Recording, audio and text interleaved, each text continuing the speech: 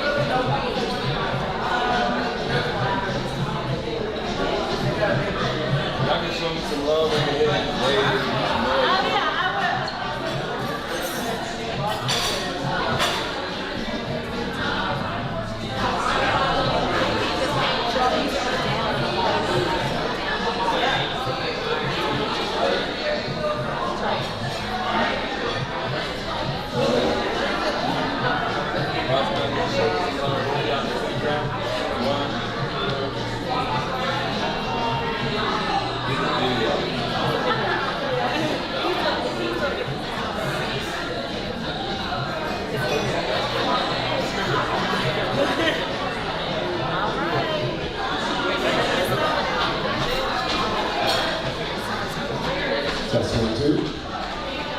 Test 1, 2. Well, good evening, everybody. How's everybody doing? All right, I know we can do better. Can we put our hands together and just get excited? Yes, stand to our feet.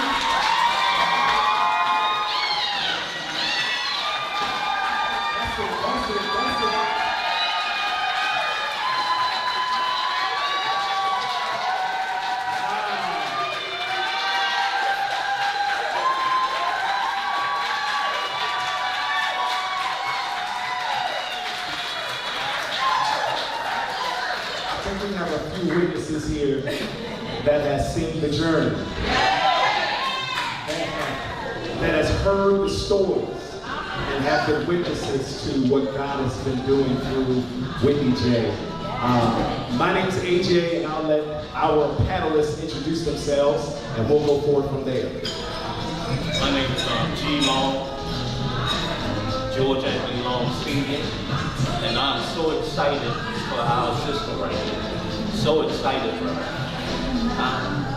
We've been watching the journey, we've been watching the process, and it's just a blessing just to be in the number on this evening. It's just a blessing. Amen.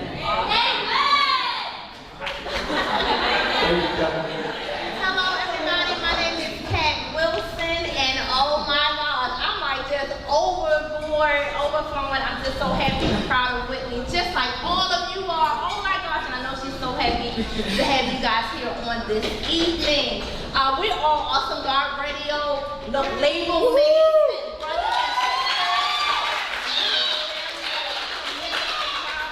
and sisters. And friends and the Good Life Gospel Show. AJ is the awesome CEO of Awesome God Radio. So we're just so proud to be here on this evening. And you know what? That's going to be it for right now. I am handing the thing over to you. Thank you. Thank you. I'm so used to being It's all good. It's all good. We're here together with a bunch of hosts with mics. So listen, I don't know how this is going to go, but I'm sure we all can have a good time. Listen, so we want to welcome you all to the Break Me release party for today. Today's the day. Now, I was excited because I got the email from Apple today because I had pre-release. How many of y'all got the email today?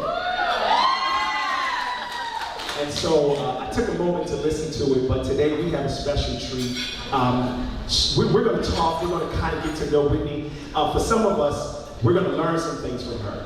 And so we want to give her the opportunity to share this journey. This is a unique journey for Whitney J. So without further ado, we're here, we're going to ask some questions. I'm going to let her greet you all first, and then we'll go right into our panel discussion from there. Hey y'all. I am overwhelmed. So y'all that know me for real know I'm a huge crybaby, like for real. So I'm just trying to keep it all together until later when I can cry for real, like take these shoes off and the lashes and all that stuff, I can really cry.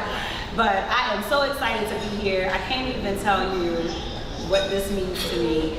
and what all of you guys coming here means to me. It means everything. I don't take for granted that people come and love on me ever. So I'm excited. My prayer is that when you leave this room, you leave knowing that you've encountered God. Like, knowing me is cool, but I don't want you to focus on me. My prayer is that you encounter God today, because that's what we're here for, okay? Amen. Amen. To God be the glory. We're going to jump right in so y'all can know a little bit more about this journey and about our sister Whitney. Now, where did your love for music come from? So, growing up in my house, so I grew up with my dad, just me and my dad, and my dad plays, in my opinion, the best music. So I grew up listening to the Shy Lights and the OJs and Earth, Wind and Fire, the Elements is what I like to call it. That's good. So my dad always played music, and then in my family, it's a big deal. When we come together any given weekend, you're gonna for sure have some card playing, you're gonna for sure have some food, and there's definitely gonna be some music. So I've always loved music. I secretly loved singing when I was really, really little, but I was super shy. I sang the national anthem in the 9th grade, and I bombed it. It's probably worse in my head than what it was in real life, but in my mind, it was really, really, really bad, and so I kind of quit. And, you know, God never, whatever he puts in you is going to come out.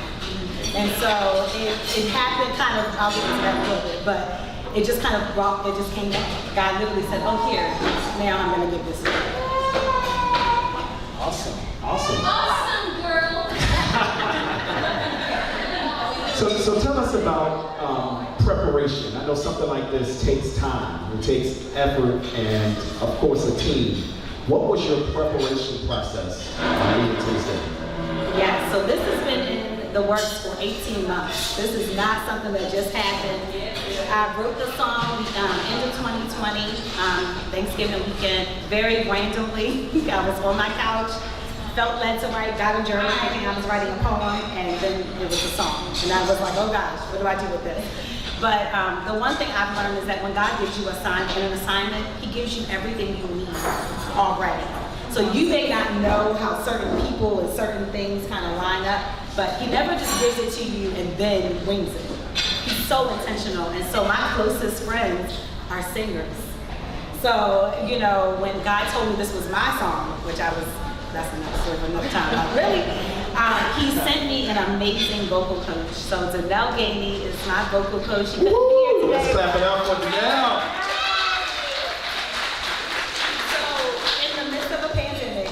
I did weekly vocal lessons for the past year and a half. I started working on the song as far as recording way back in October of last year. I went through Delaney Land Music, so it's a new company. It's formed by Todd Delaney, who is a gospel artist, and so it's incredible, but everything is online. So you have to really know what you want and be able to effectively communicate that, because it's not like you're in the room with musicians and you can kind of figure it out on the fly. So I worked with them, and to be honest, I recorded the song back in December and it wasn't ready.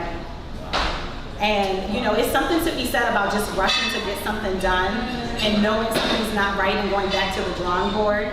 And so I ended up re-recording the entire song. All the music, the background vocals, I started completely over so that it could be what I knew God said it was gonna be. So I just finished the song in April for the second time. Oh, wow. Let's give a round of applause for that. Preparation, ladies. What you did. Hey, you guys, did you hear how she just brushed over Todd Delaney? That's a big deal. That's a big deal. Well, Whitney, your song is called Break Me. I don't want to be broke. Can you tell us where the name of the song came from? So I'm glad you said exactly what you just said. So while we may not want to be broken, we all are broken to some degree, right? And so, you know, I used to, Romans 8 is my favorite chapter in the Bible. And one of the verses says, you know, our present sufferings is nothing compared to the glory that will be revealed in us later. And so I used to actually not like that verse because I felt like it's like, I don't want to have to struggle to get stuff, right? Like, I don't want to be that person that's like, I'm just struggling for Jesus. Like, I'm going to cry for Jesus. I wasn't with that at all. But nothing happens, no transformation happens without a break. And so I am going to be sharing a little bit more in a few minutes about that, but nothing happens without a break. You can't even have a breakthrough without a break. And so the song is not glorifying suffering, because I think I've checked a few things off that card, and I'm hoping I don't have to check any more off, right?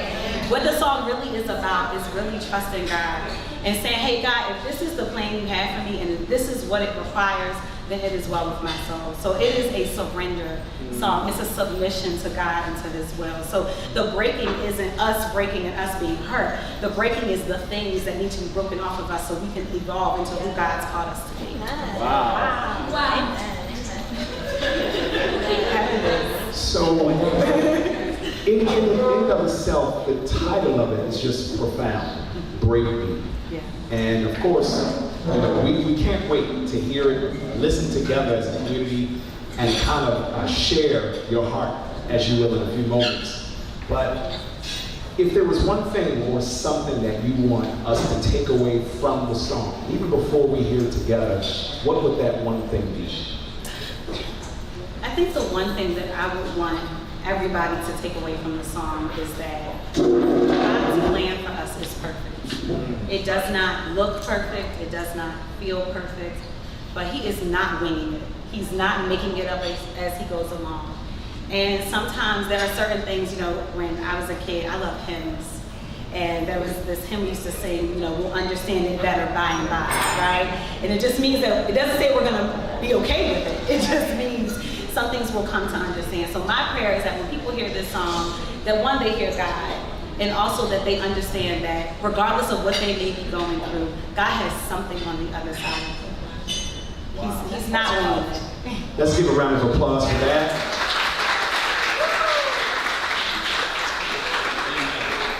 When I just think about that name, Break Me, you know, I recently started really getting back into working out. Now, when you think about your muscles, That's right. you know, the fibers tear when you're working them out. And then when you go through that recovery and that healing phase, the fibers in your muscles, they merge together and they become bigger. So when you think about being broken, sometimes we have to be broken, but after that being broken, you come out with a bigger testimony. You come out with more anointing. You come out with more territory. So just the name of that song is so, like AJ said, profound. And the name ministers to me. And we are so excited for you. Now, you said that in the 9th grade you felt like you longed. I did. I don't agree with her.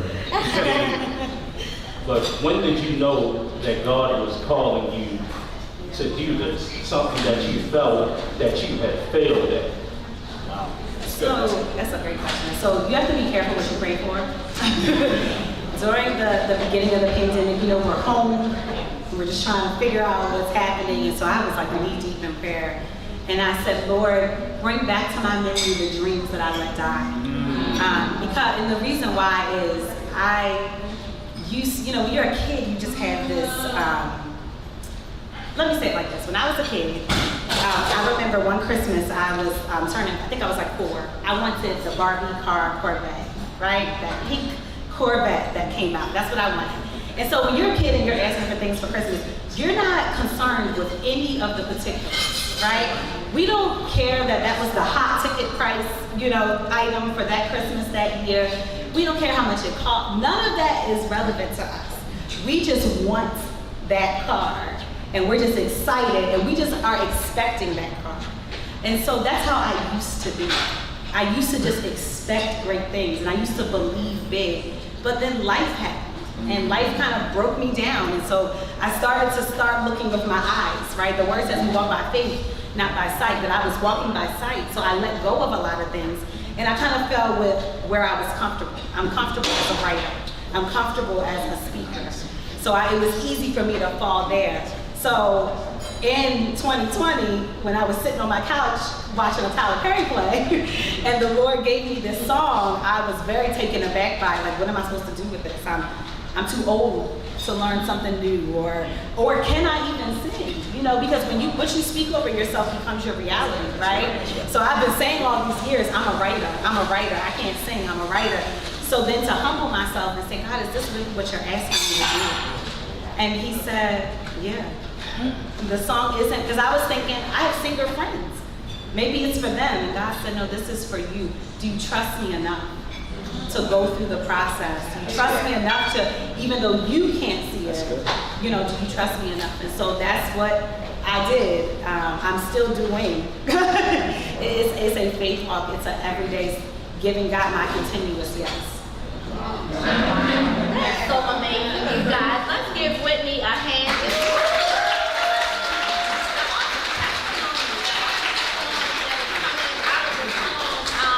And you just sitting here sharing with us your heart and where it comes from and what it means and all of that. I hope that all of any questions that you guys may have had, that some of them were answered on today. We'll have to do another pop-up session like this to answer some more of your questions. But I just want to know,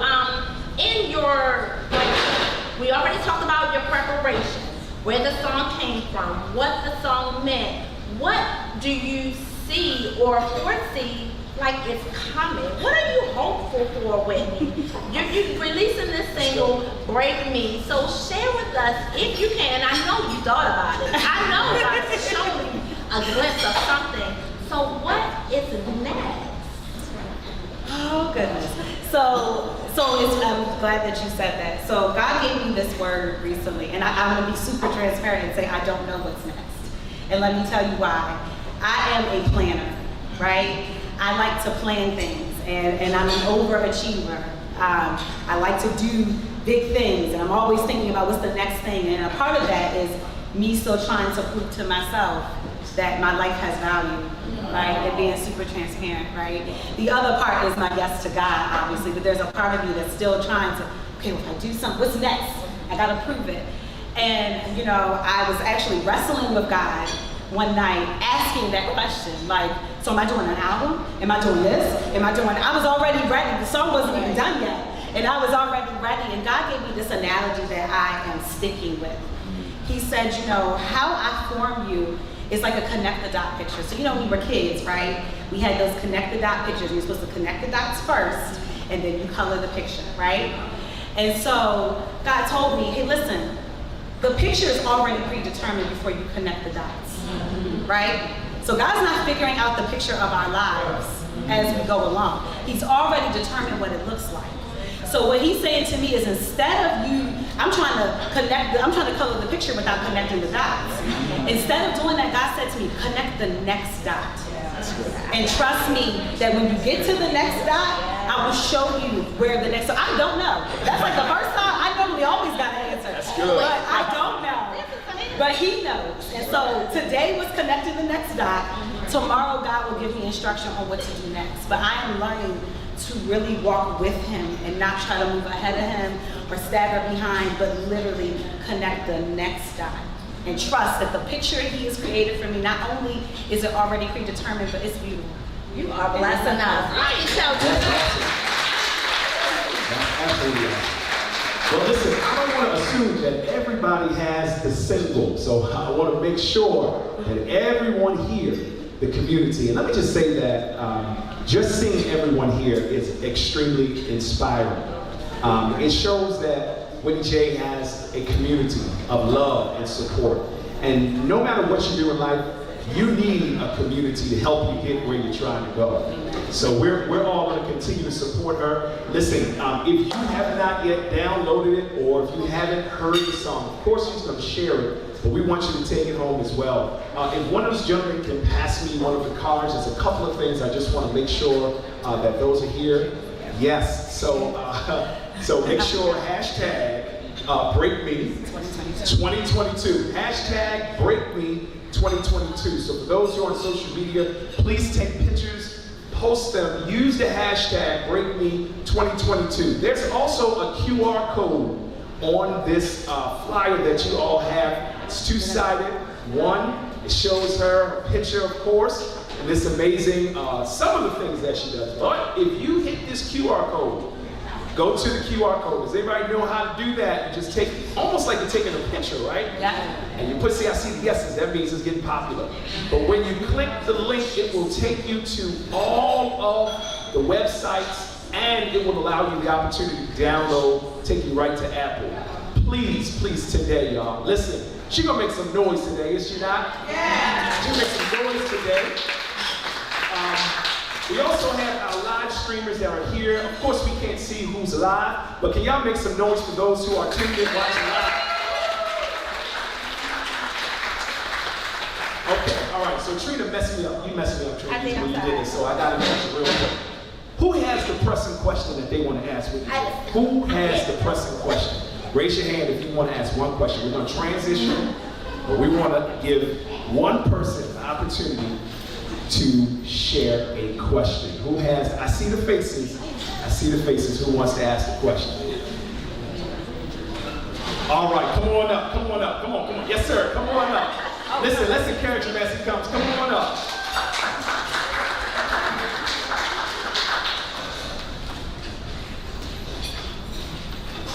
Yeah.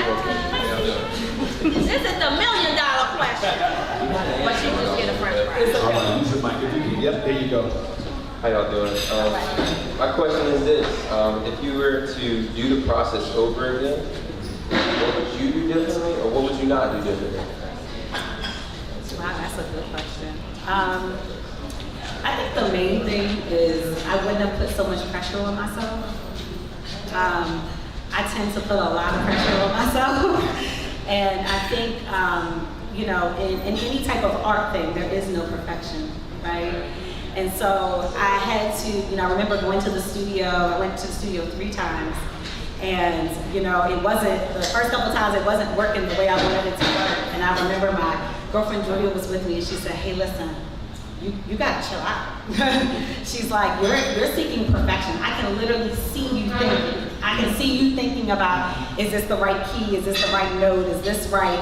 You gotta let loose. You gotta leave room for God to be in the space. It's not going to be perfect because there is no perfect thing but God. But you're enough. And so it was literally like a battle in the studio, like a fight. And so I think I would have, and even moving forward as I do whatever else God calls me to do, just really being mindful of the pressure I put on myself. I am good enough because God made me that way. And I don't have to. Amen. I think that's the biggest thing. Everything else, all the ebbs and flows and all of I would keep those just the same because I needed that. That's how you get muscle, right? That's how you gain muscle, so I'm thankful. One more time for Whitney J.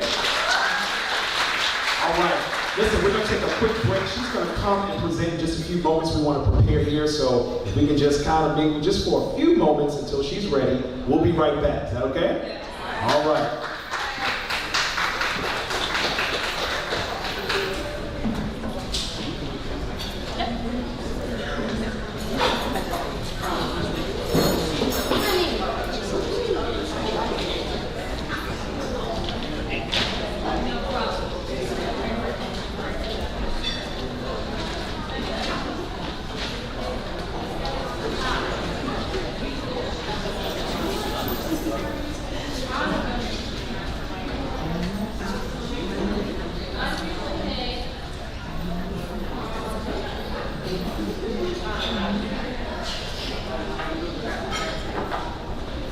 Test 1, 2.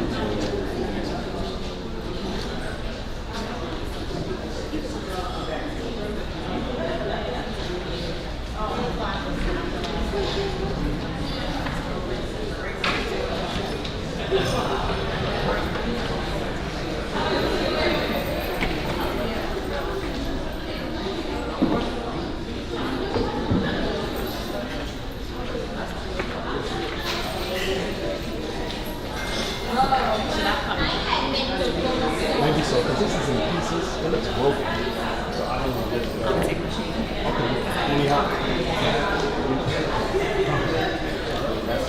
comfortable. And take your time.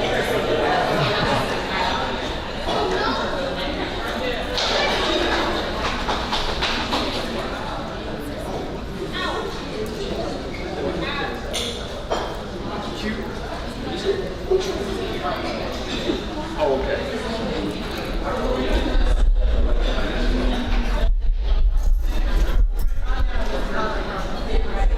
I'm sorry, I'll be on in just a second.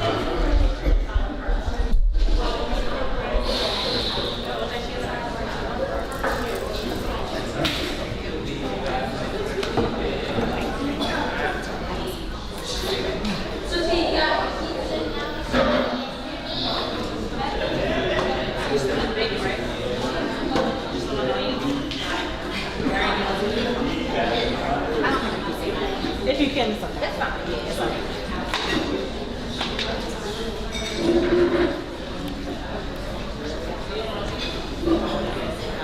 I'll put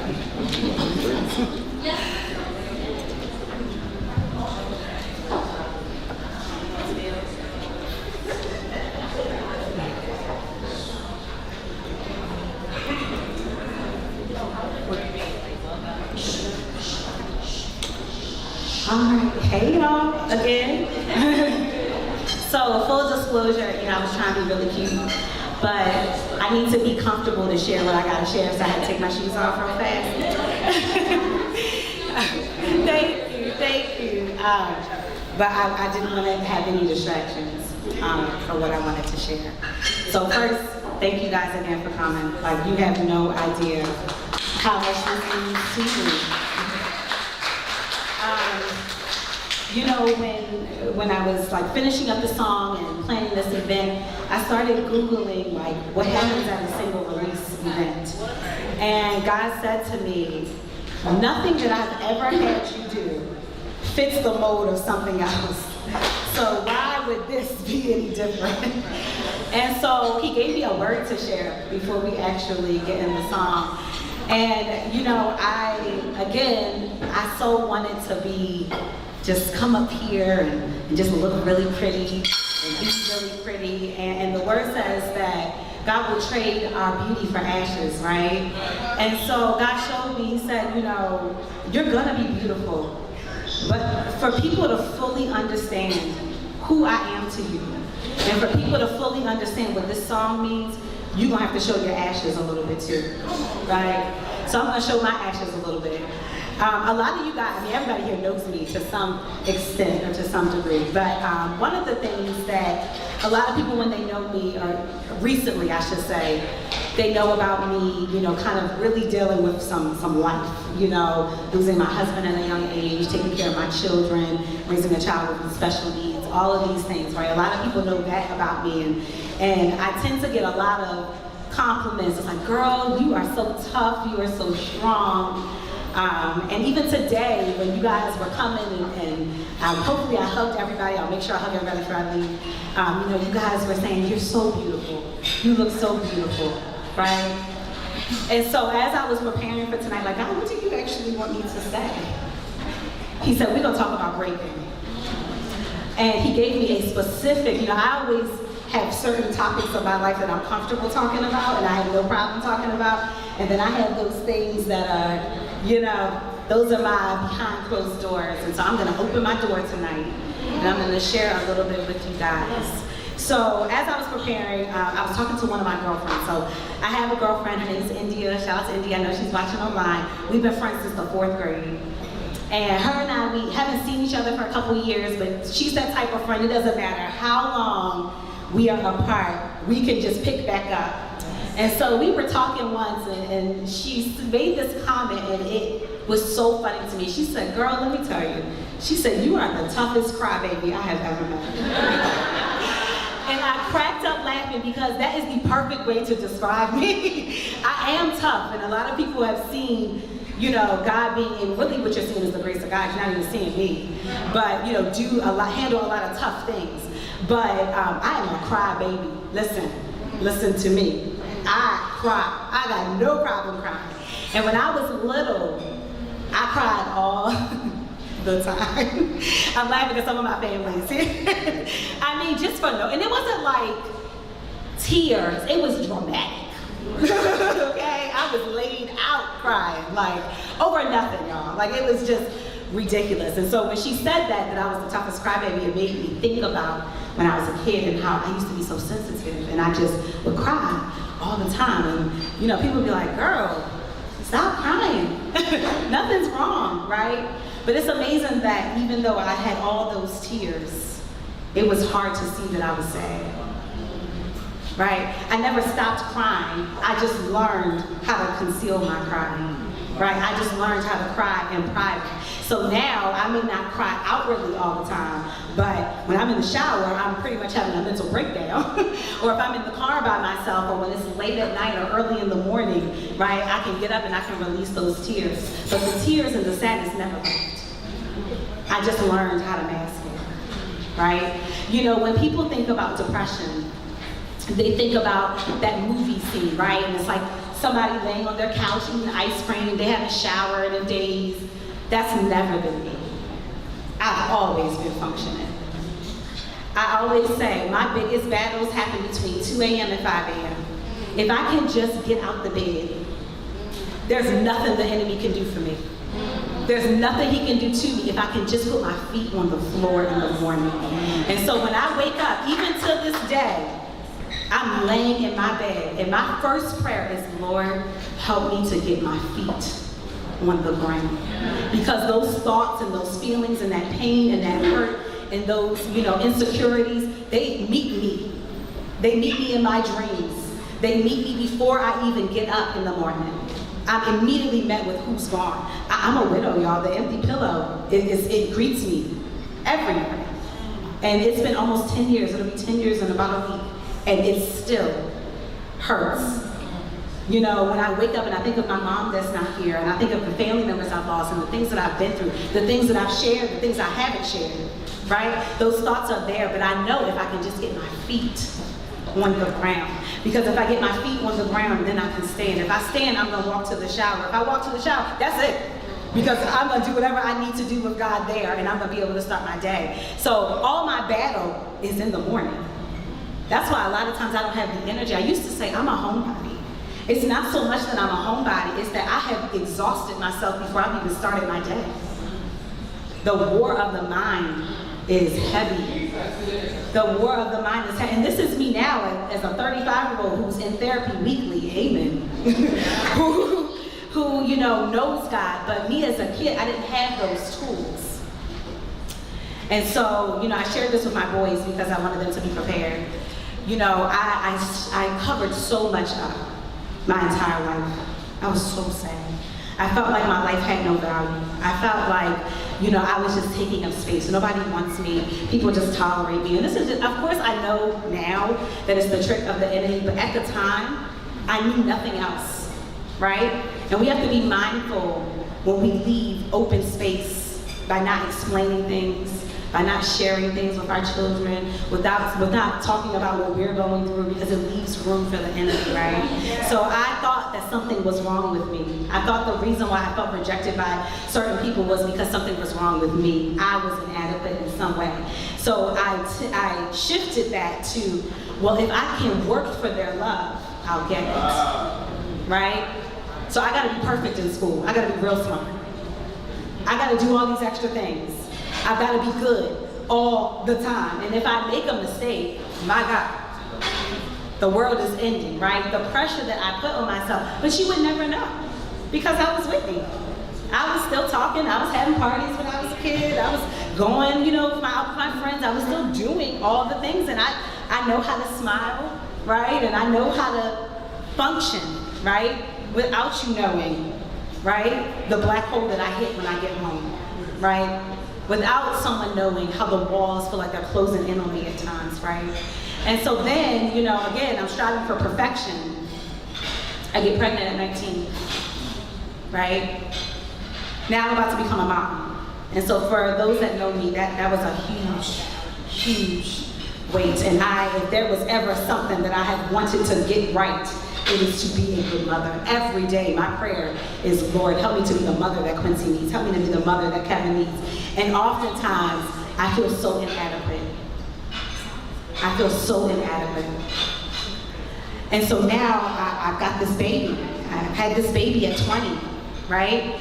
And you know, his dad and I, we're not together anymore. You know, we're young, we're kids. And we're trying to figure all this out in a short amount of time. And I had this baby, and he was perfect. You know, when Quincy came, he came at a time where he meant a lot of things to a lot of people. He was a joy for a lot of people for a lot of different reasons when he was born. And so the pressure was ridiculous to try to get this parenting thing right. And I so desperately wanted to have a nuclear family because I didn't grow up that way. I wanted my children to all have the same parents. I wanted my children to live in a house with both of their parents and see their parents loving each other. And that just wasn't what was for us, right? And so I, remember I was battling privately. You know, it's kind of like a volcano. The lava is there. The lava is rising. If you don't do anything when the lava is low, when the lava gets to the top, it has to erupt. You can't stuff lava. That's why you gotta deal with things as they're happening. Because if it continues to build and grow, it's going to explode. And so on March 20th, 2007, I was 20 years old, it exploded. And I remember that night so clearly. I was over it. And I was laying in the bed, Quincy was in his bassinet, and I just said, he deserves better. This perfect baby that I have, he deserves better. And so I went and I put Quincy in the bed with my father. And I swallowed some pills. And I got in my car and I started driving. The plan was what I took should alter my state of mind and I can crash my car because I wanted to be sure that I was not going to survive, right?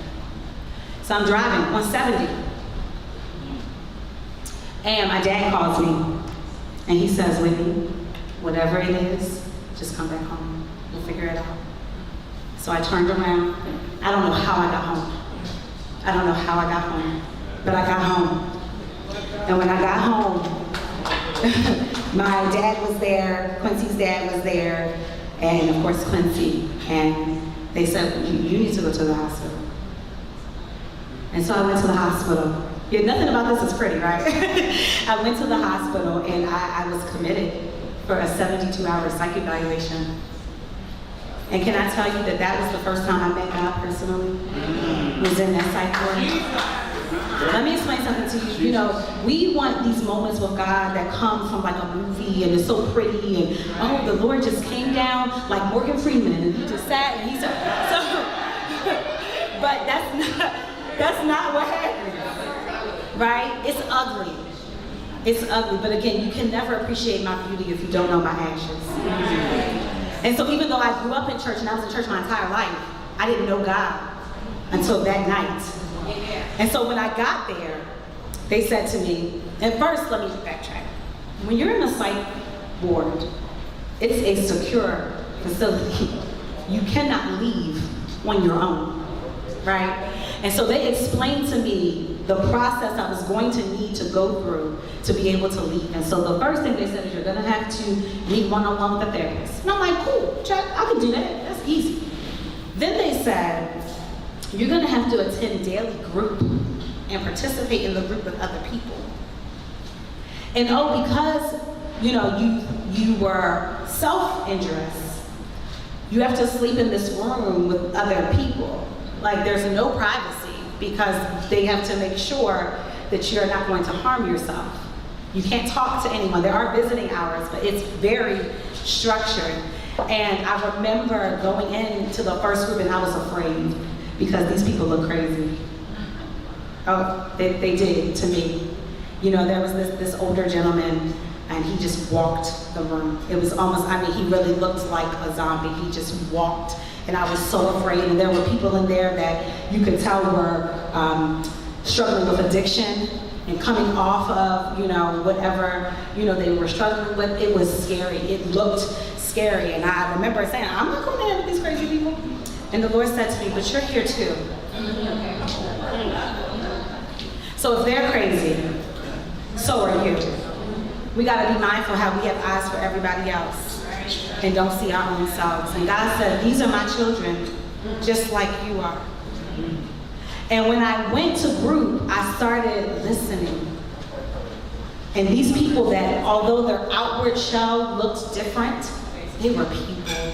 And they started sharing their stories. And the one guy was like, and he was saying how he was heavily medicated because of the mental illness. And that's why all he can do is pace, right? And God started showing me in that room that it's so much more than what you see on the outside. We judge people all the time. We judge their behavior. We see, somebody homeless and we say, this is America, they should have their stuff together. We see drug addicts or people that are promiscuous and we say, oh, look at them, they're ratchet, they're this and they're that. Not knowing that we are one choice away. Right? We are one choice away from being just like, nobody wakes up and says, my life dream is to be a drug addict. Nobody wakes up and says, I really want to struggle with mental illness. Right? We have to understand that it's so much bigger than that. And so God gave me an eye to see people. And so when breaking came, I'm like, Lord, what am I going to do with this? I'm afraid. And God gave me a word about breaking. And so we tend to want to control our narrative, right? So when I tell people who I am, I want them to know that I'm a great mom, and I'm a teacher, and I want to start with my accolades, right? I'm not going to talk about the things that I do wrong, right? I'm not going to talk about how I have a bad attitude sometimes. I'm not going to talk about how I like to be in control and I'm bossy, right? I'm not going to tell people that, right? I'm going to talk about all the good things because I want to look good, right? What's Quincy like? Hard. I'm not going to talk about how, I get stuck in what I want. And I can sometimes be very inflexible, right? I'm going to show you my good side. And God had to explain to me that in order to have a breakthrough, you have to have a break.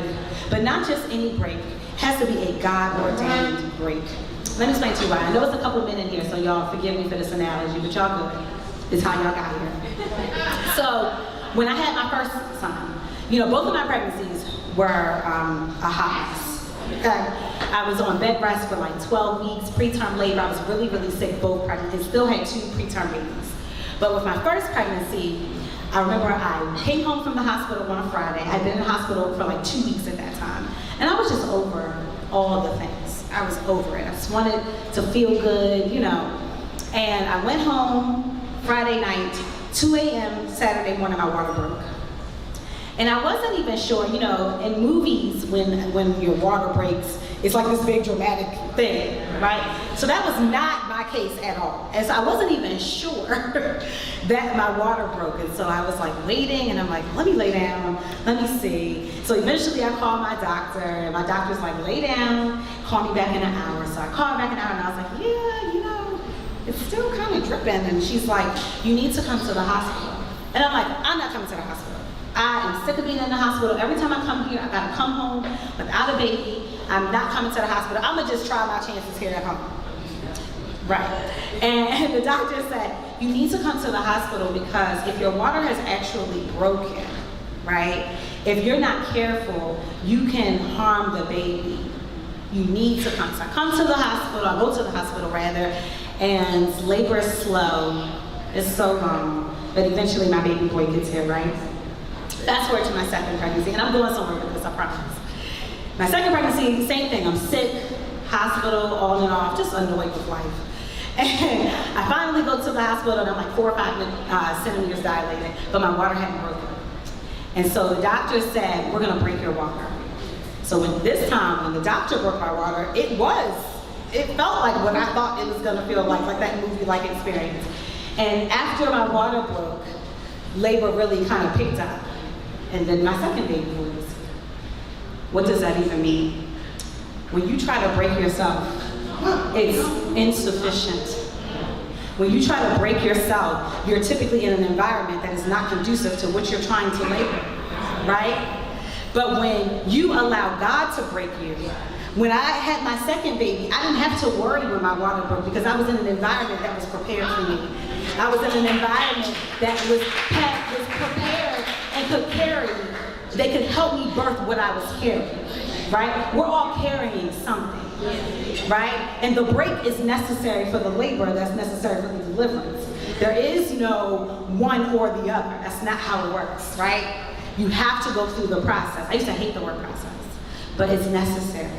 But when you allow God to do the breaking, He will prepare an environment for you. He'll prepare the environment with the right people that can handle what you are delivering. He will prepare the environment so that it's safe for you to give birth. It's time for us to stop playing small. It's time for us to stop hiding. We all going through something.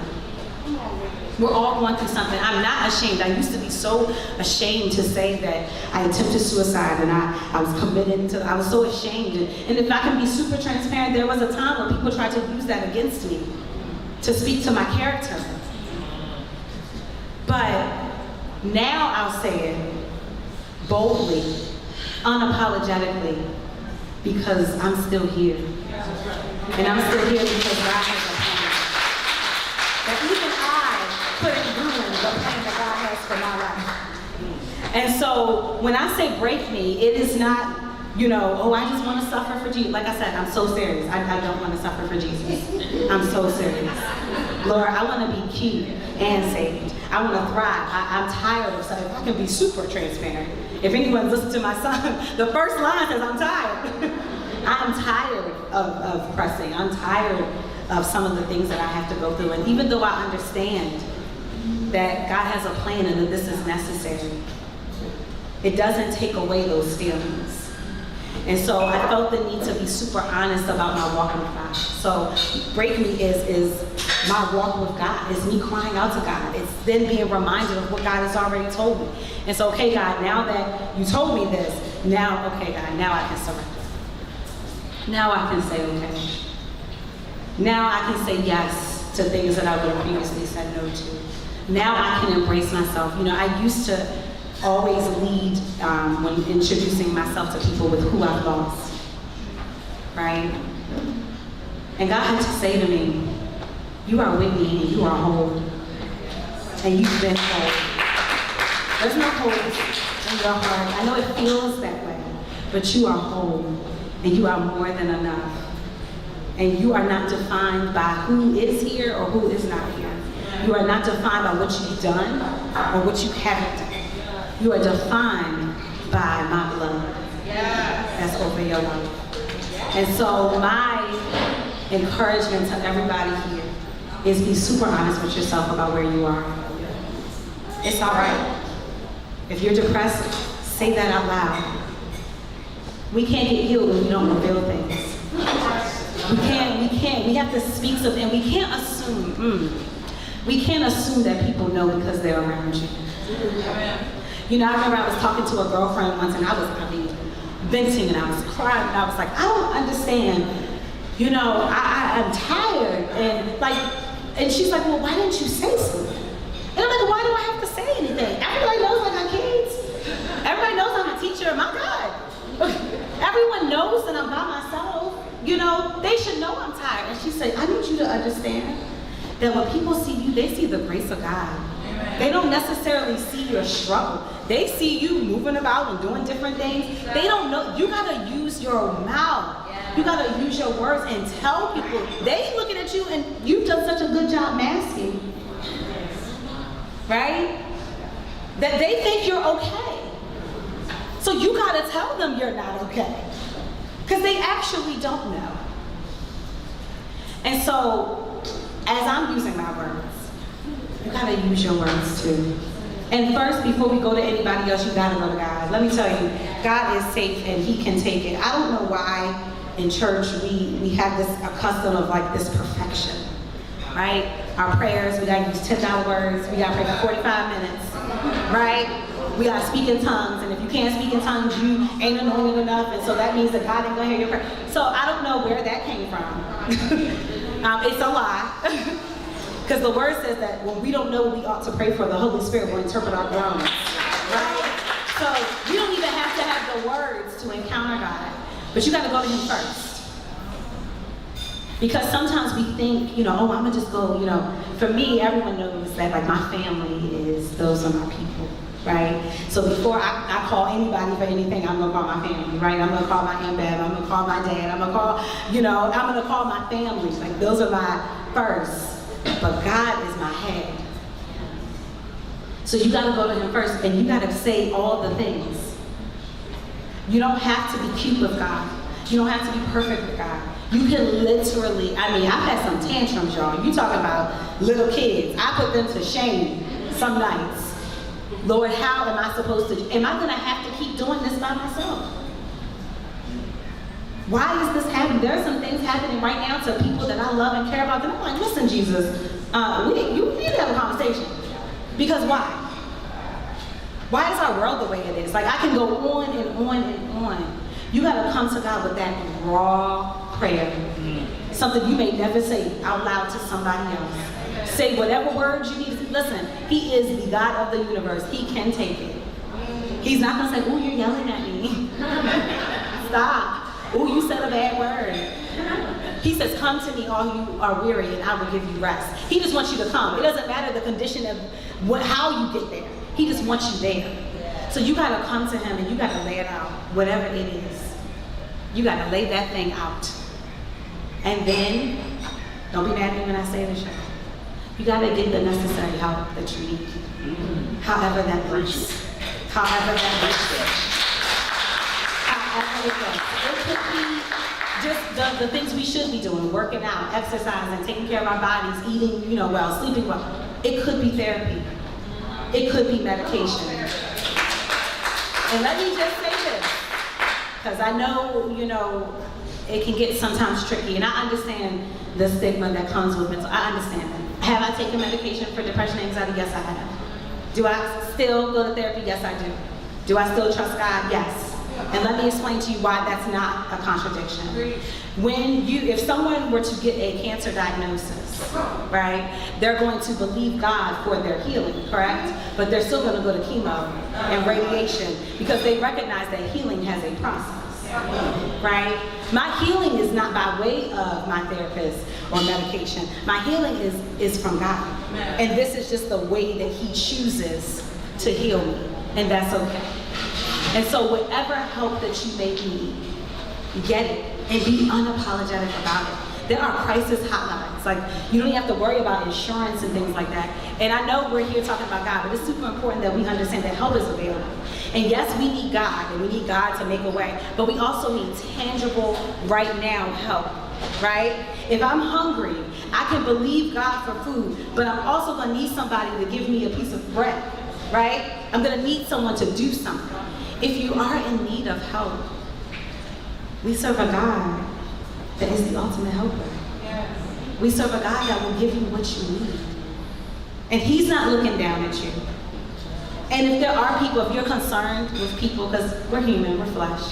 Y'all, I'm scared to death to sing my song. I'm scared I'm gonna open my mouth and nothing's gonna come out. But guess what? I'm gonna sing it anyway. Whatever's gonna happen is gonna happen, right? And it's gonna be okay. Right? I get afraid of like, ooh, did I say too much? Was I too transparent? Are they gonna look at me just, oh well.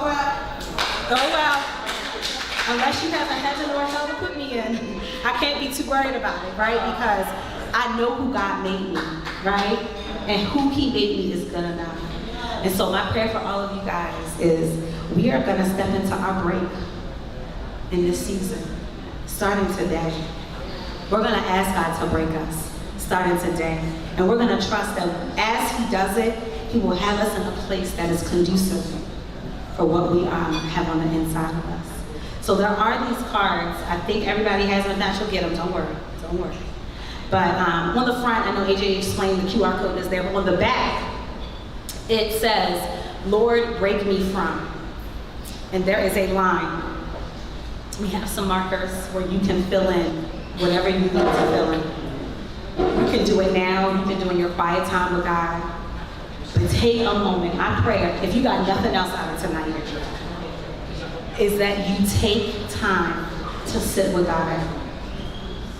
Lord, break me from myself. Maybe I'm doing some things. Maybe I'm my own worst enemy. Lord, break me from depression. Break me from that friendship that is not for me.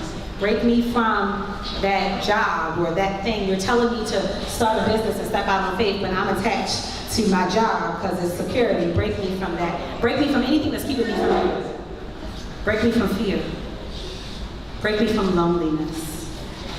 Right? It doesn't matter what it is. That's only for you and God. It's only between you and God. But spend some time with Him. Right before I perform the song, I want to give this challenge. So you know, social media is all these challenges. I watch all of them. I participate in none of them because I'm so shy. But I came up with this idea to have the Break Me Challenge. So here's the Break Me Challenge, y'all. So I'm asking you guys to participate. So there's two parts to it. So the first part is you can just create a post using the hashtag Break Me Challenge. And you can just talk about whatever you want God to break you from. Right? Be transparent. Get uncomfortable. Right? It's okay. It's not gonna kill you, I promise. The second one is for my artsy people, my singers, my dancers. This one is recording yourself, singing either the chorus or the bridge to the song, tagging me in it and posting it, hashtag Break Me Challenge, or you can dance to the song. Whatever you feel led, you can play an instrument to the song, you can rap to the song. I don't care what you do, as long as you know the Lord told you. Don't be making my song. It's about God, y'all. It's about God. But whatever you do, right? No twerking to break me, please. But hashtag Break Me Challenge. Tag me in it on Instagram, Facebook, TikTok. And let's just have fun, okay? So that's gonna officially start tomorrow. If you feel led to do it tonight, that's cool too. But please tag me in them so I can see it. Please download the song, y'all. Please, share it with other people. Listen, y'all, this is the most vulnerable thing I have ever done. Right. It is. I'm shaking thinking about it. But one thing about me is, even if I have to do it afraid, I'm gonna do it. I'm not bound by my fear anymore. So, hashtag Break Me Challenge, hashtag Break Me 2022. And let's get to healing, y'all. I really want y'all to take, again, nothing about me, all about God. What is He asking you? And you'll know what it is because you probably thought about it when I said it. Whatever it is that you need to be broken from. Maybe it's being mediocre. Maybe God is calling you to really step out there and be great and you're afraid. So you want to stay small in the back where it's comfortable. I used to say, my husband was living, I'm like the Robin to his Batman, right? That's how I would describe myself. And God was like, well, actually, both of y'all are bringing something that's strong. Right? You're not a plus one. You're not a plus one. You are something, there's something special that's in you, that was created in you before you were formed in your mother's womb. In each person that's in this room and everybody that's online, there is something that is in you. I don't care what it looks like right now. You might be looking and you're like, I don't see how we're gonna get from here to this thing that you promised me. I get that. You don't have to see it though. You just gotta take the next step. You gotta connect the next step. And you gotta trust God to be with you and to mold you where you need to be. Amen? Amen. All right, so I'm gonna get myself ready to sing. Y'all pray. Okay, so just give me 1 second. Thank you guys for allowing me to have a safe space to share my heart. And then we're gonna get into this movie.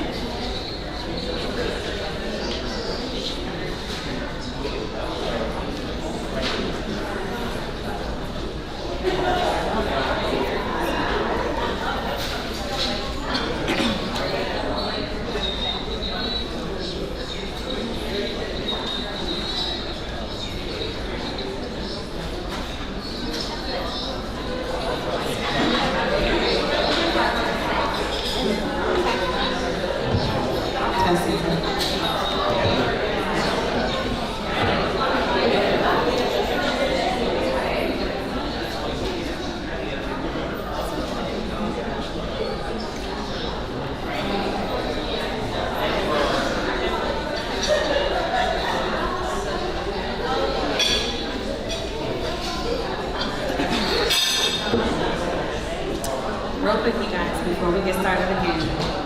I forgot to share that I have these pamphlets.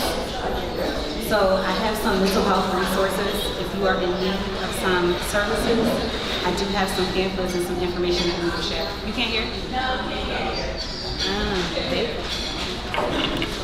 We have a change. So it's okay. Can you guys hear me now? Yes. So you can.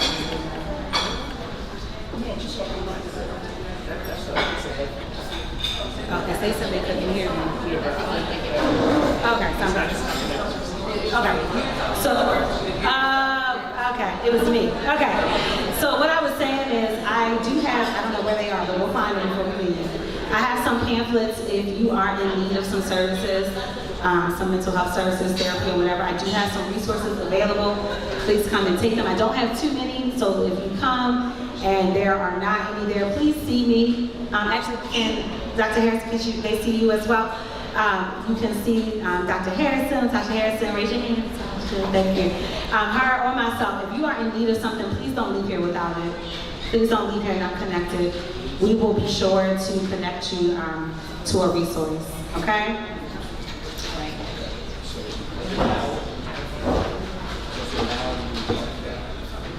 I think so.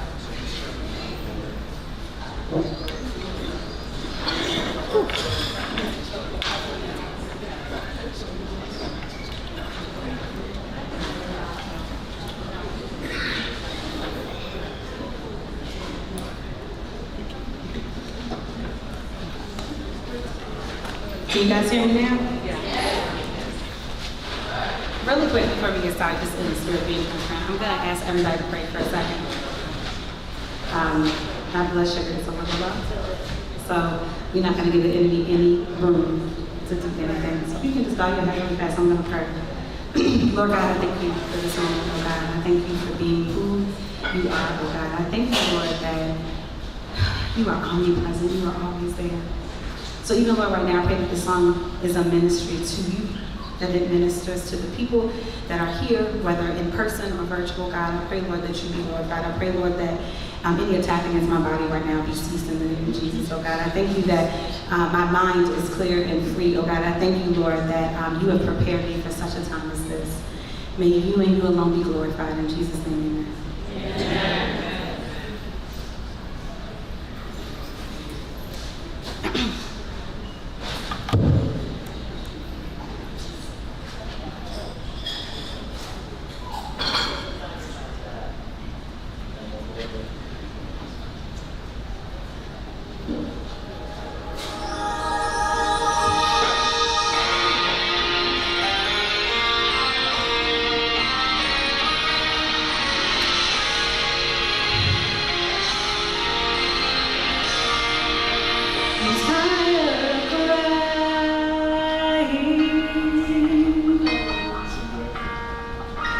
It seems like these tears won't stop. It feels like I'm dying. Slowly fading with each raindrop. And there you are, telling me that I need to trust you.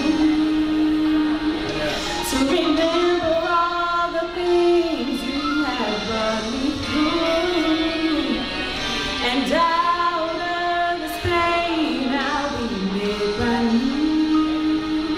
So I say to you, if you gotta pray, please sing that. It is well with me.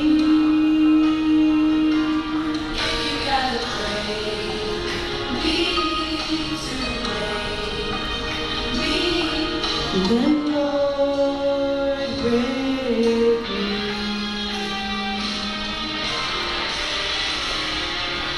I'm tired of fighting,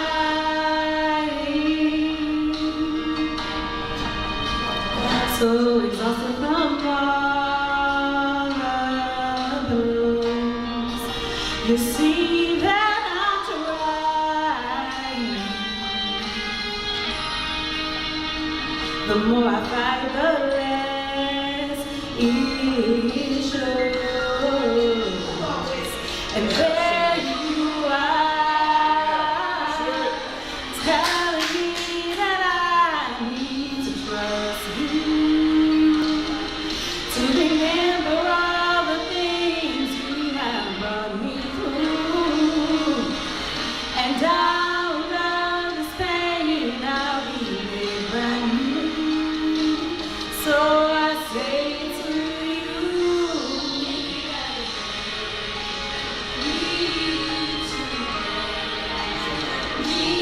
it is well with me.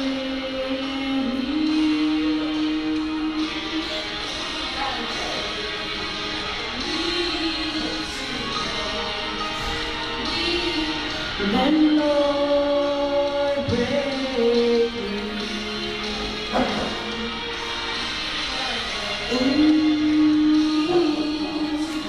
to make me. It is well with me.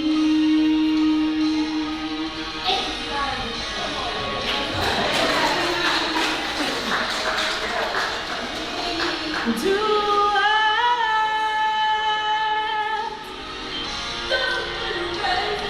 Cause Lord, I need more of you.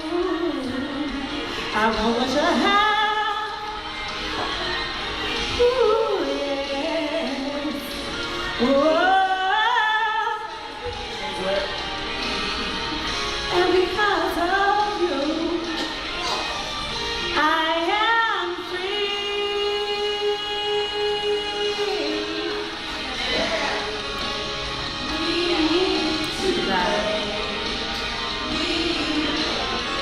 It is well with me. Ooh.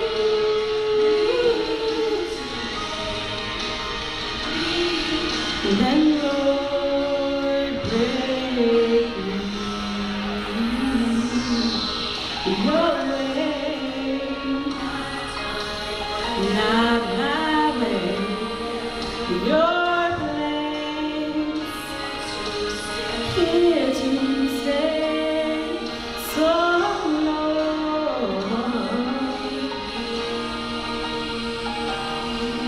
Then I'll be free.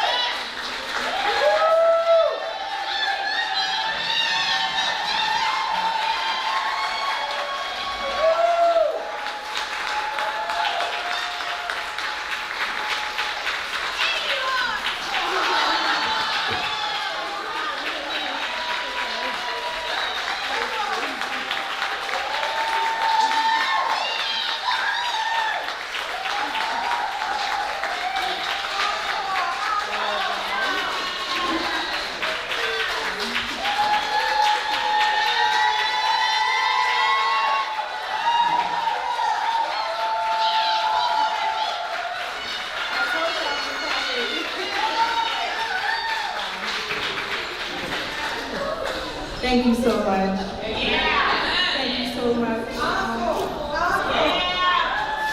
No, I can't sing it again. Shout out to Kevin for the background vocals. Thank you.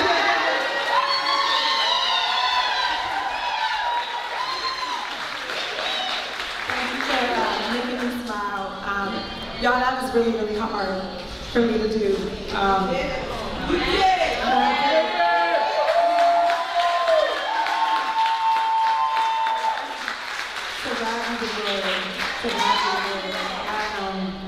Literally, after I started speaking, my blood sugar literally dropped. I was shaking. I went out to kind of pray and get myself together. I had to get a meds to try to just get my nerves in check.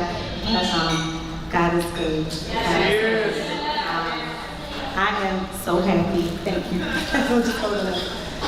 Oh God, I messed up my makeup. But I'm so happy that you guys came. You'll never know how much this means to me. did it, man. You did it.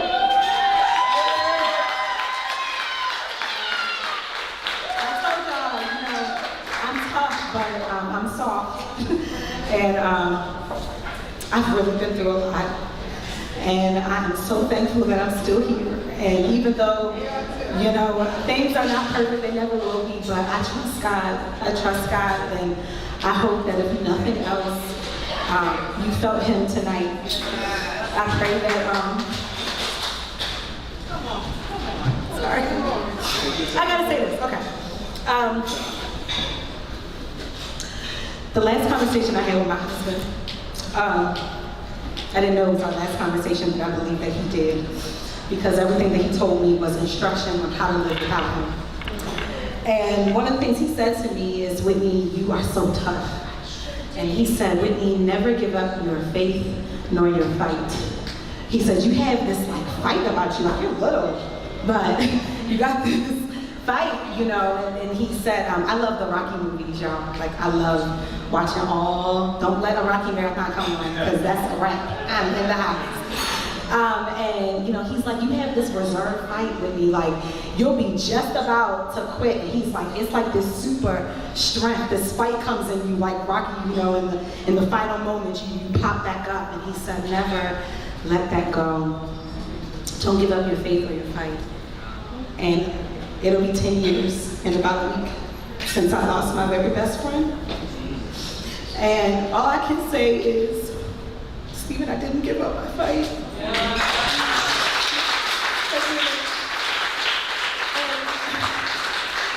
You should never do things to make other people proud of you. You know, I know people would say to me all the time, oh, Whitney, your family's so proud of you, Stephen's so proud of you, your mom is so proud of you. But I can honestly say today, right now, that I'm proud of you.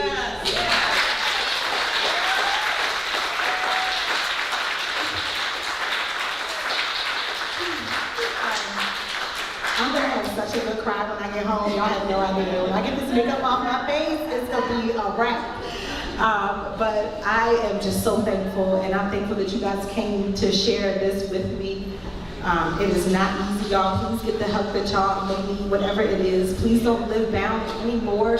God can take it. I don't care what you've done or haven't done or what you think is impossible. It is not impossible with Him.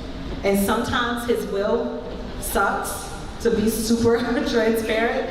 Sometimes He allows things to happen that we don't like, but He's with us and He never leaves. He never folds. He never checks out. So even though we may not like it, He's still in it with us. And so we have to get in it with Him. So my prayer is that we all do the Break Me Challenge. I'm gonna do it myself too. I still need some things, God to break some things, because I'm in my own way a lot of the time. But my prayer is that you guys will do the Break Me Challenge. My prayer is that as we wrap up here, let's put the music back on, let's take some pictures, let's love on each other. I just can't thank you guys enough for coming. Whether you came virtually or in person, I don't take it for granted. Okay, I'm gonna say one last thing, and I'm gonna put the mic down, because y'all know I like to talk. But hearing Kevin sing,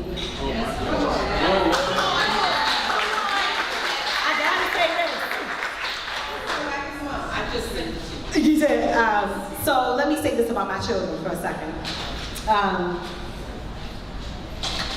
I have the best boys ever. Like, I know some of y'all got sons, but I don't know what to tell you, because Quincy and Kevin are pretty elite in my eyes. But let me just say this about Kevin really fast, and then I'll get to Quincy. Kevin, when I was pregnant, my husband went out of town, and I got sick. And I had to go to the hospital, and the doctor said to me, you're a pretty girl, and you'll have many children, but not this time.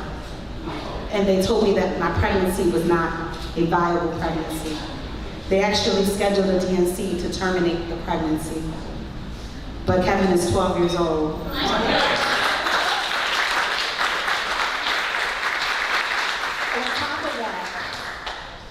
When he got the diagnosis, the autism diagnosis, they said, I don't know that he will be able to speak. And so we were starting to learn sign language and some other things, and I don't even need to, he sang the whole song.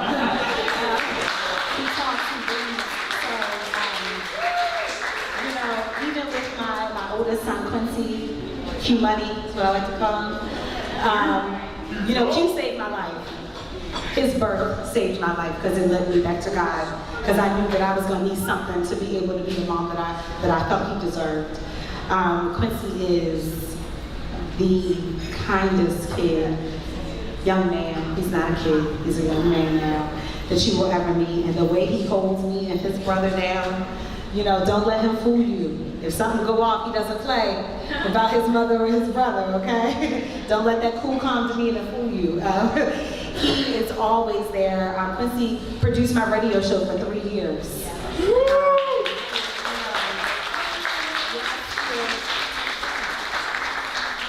He's too cool now. He's too cool now, AJ. He can't, you know, I get it. Quincy, you know, has a gift and a talent for music and production. And he was my consultant through this entire process.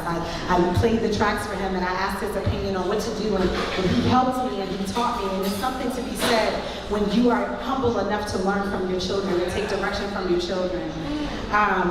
You know, when he was producing my show, he's the one that told me what to do. And I did, because I trusted his vision. So again, my boys they're top notch. They are top notch, and I just, everything I do is for them. Anyone that knows me knows I'm always thinking about something concerning the two of them. So I just wanted to honor them. I want to honor my family that's here. My aunts are here, and my cousins, and my mother-in-law is here. So my sister-in-law, she was here. Did she leave? Georgia leave. So all my family's here. My friends are here, people, my co-workers, everyone that's here, whether you've known me for 1 year or for 35. I am so, so thankful. I cannot say that enough. I cannot believe that I did this show. I'm done for real. Have fun. Thank you to Carlos and to Naaman. They've been doing the videography and the pictures. Thank you to AJ, Kat, and G Long for holding me down for the interview and all the sound stuff. Quincy and Daryl for helping out with everything. Ryan, my cousin. Listen, y'all, I got cousin at security, okay?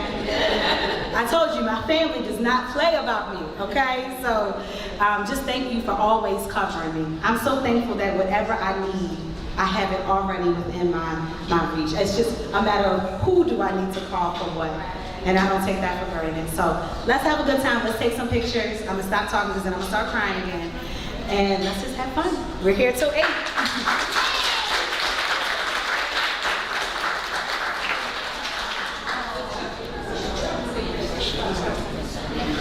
Good.